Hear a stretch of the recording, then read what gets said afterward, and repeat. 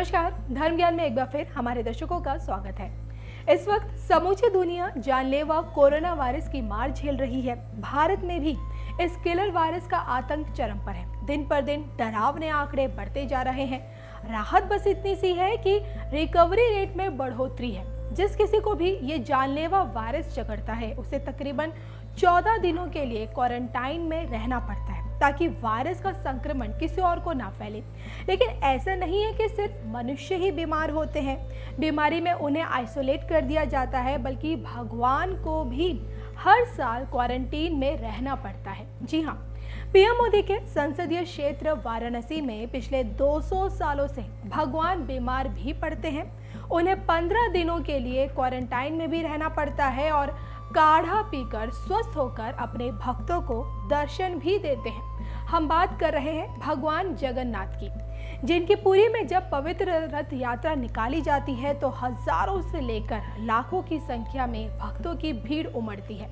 लेकिन जब बीमार पड़ते हैं तो काशी के 80 घाट पर मौजूद जगन्नाथ मंदिर में उन्हें क्वारंटीन में रहना पड़ता है। तकरीबन 200 सालों से ये परंपरा निभाई जा रही है, या फिर यूं कहें कि पिछले 200 सालों से जब भगवान जगन्नाथ बीमार पड़ते हैं तब उन्हें काशी में बहन सुभद्रा और भाई बलराम के साथ क्वारंटाइन कर दिया जाता है। ऐसा है कि भगवान जगन्नाथ जो है वह विष्णु स्वरूप हैं और वो ज्येष्ठ मास शुक्ल पक्ष की पूर्णिमा के दिन उन्हें स्नान कराया जाता है विभिन्न प्रकारों से। पंचगव्य स्नान, दुग्ध स्नान, दही स्नान कराया जाता है। इसके बाद जो है भगवान जो है बीमार हो जाते हैं। बीमार होने के बाद जो है तब उनके स्वास्थ्य के लिए देवताओं के वैद्य जो है धन्वंतरी जी हैं। तो धन्वंतरी जी जो है, जो भी देवता बीमार होते हैं और स्वस्थ होते हैं, तो इनके लिए भगवान जगन्नाथ के लिए धन्वंतरी जी ने उनको क्वारंटाइन रहने के लिए कहा और उनको विभिन्न प्रकार के जड़ी बूटियों का काढ़ा जो है दिया जाता है, भगवान को अर्पित किया जाता है और भगवान सूक्ष्म रूप से उस काढ़ा को ग्रहण करते हैं। इसके बाद जो है भक्तजन प्रसाद के रूप में उसे ग्रहण करते हैं। कितने दिनों तक ये क्रम चलता है? ये 14 दिनों का जो है क्रम चलता है। 14 दिनों तक भगवान को काढ़ा दिया जाता है। इसके बाद फिर भगवान स्वस्थ हो जाते हैं। ये तो जो है आज क्वारंटाइन का है। ये बहुत सदियों से हमारे वेद और पुराणों में इस प्रकार जो है भगवान जो है इस बात को मानव जाति को ये निर्देश दिए हैं कि जब भी आप अस्वस्थ होते हैं, किसी अदृश्य वायरस से प्रभावित होते हैं, तो अकेलापन, क्वारंटाइन होना चाहिए और जो है जड़ी बूटियों का, तमाम तरह के औषधियों का सेवन करना चाहिए। दूसरे का स्पर्श अर्थात छुआछूत वर्जित। तो 15 दिनों तक भगवान जगन्नाथ अपने गर्भगृह में आराम करते हैं, जिसे लोगों ने क्वारंटाइन का नाम दे दिया है। जितने दिन क्वारंटीन में रहते हैं उतने दिनों तक भगवान जगन्नाथ को काढ़ा पिलाया जाता है, या फिर यूं कहें कि काढ़ा का भोग लगाया जाता है, जिसे बाद में प्रसाद के रूप में भक्तों के बीच वितरण कर दिया जाता है। लेकिन इस दौरान भक्तों को भगवान के दर्शन करने की सख्त मनाही होती है। 15 दिन काढ़े के सेवन से भगवान जगन्नाथ जब स्वस्थ होते हैं तो फिर नगर भ्रमण पर निकलते हैं और उसी दिन से रथ यात्रा से जुड़े मेले का भी शुभारंभ होता है।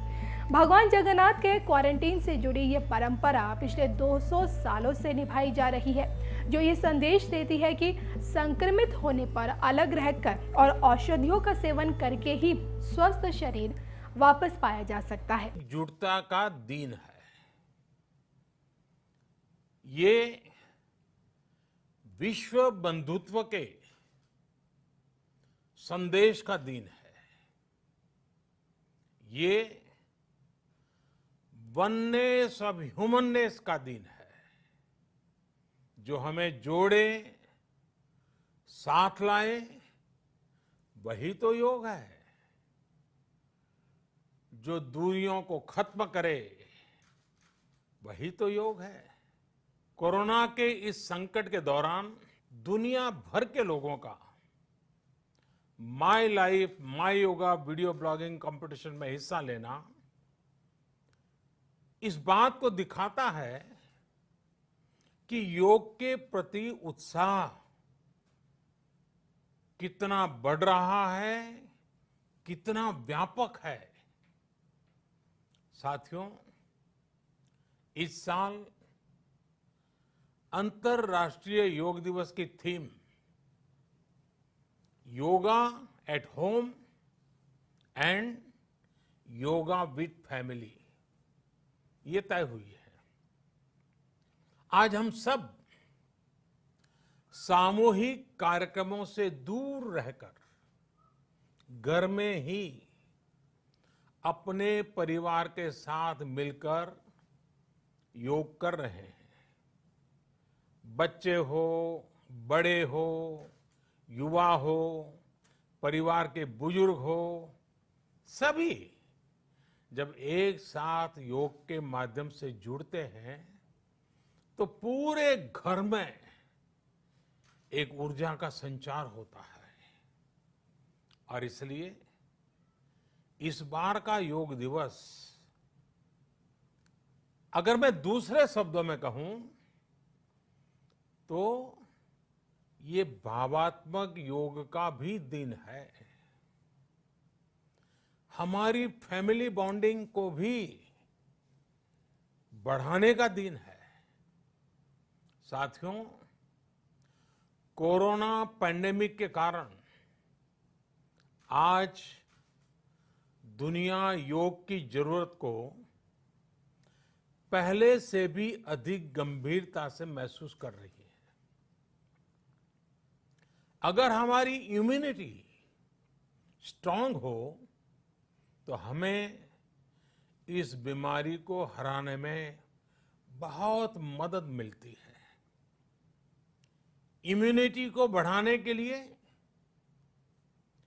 योग की अनेक विधियां हैं,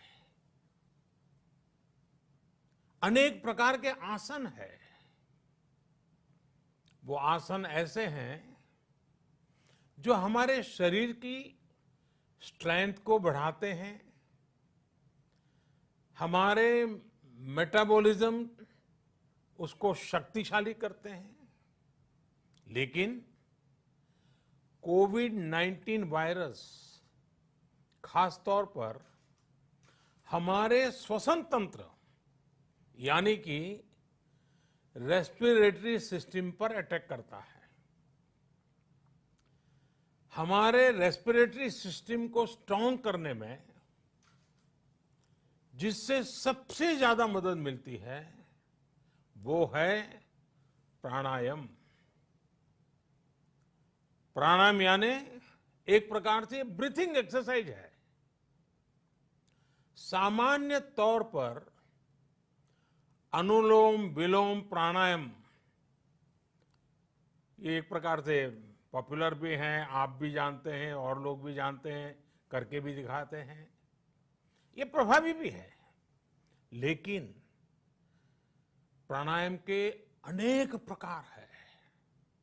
इसमें अगर आप प्राणायाम को जानने वालों से मिलोगे तो बताएंगे शीतली है, कपालभाति है, भ्रामरी है, भस्त्रिका है, बहुत है, अनगिनत है। अब तो नए नए जुड़ते भी चले जा रहे हैं। योग की ये सभी विधाएं, ये तकनीक हमारे रेस्पिरेटरी सिस्टम और इम्यून सिस्टम दोनों को मजबूत करने में बहुत मदद करती है। इसलिए आपसे मेरा विशेष आग्रह है, आप आसन करते हो, एक्सरसाइज करते हो, जो भी करते हो जरूर करें, लेकिन आप प्राणायाम को अपने डेली अभ्यास में जरूर शामिल करिए।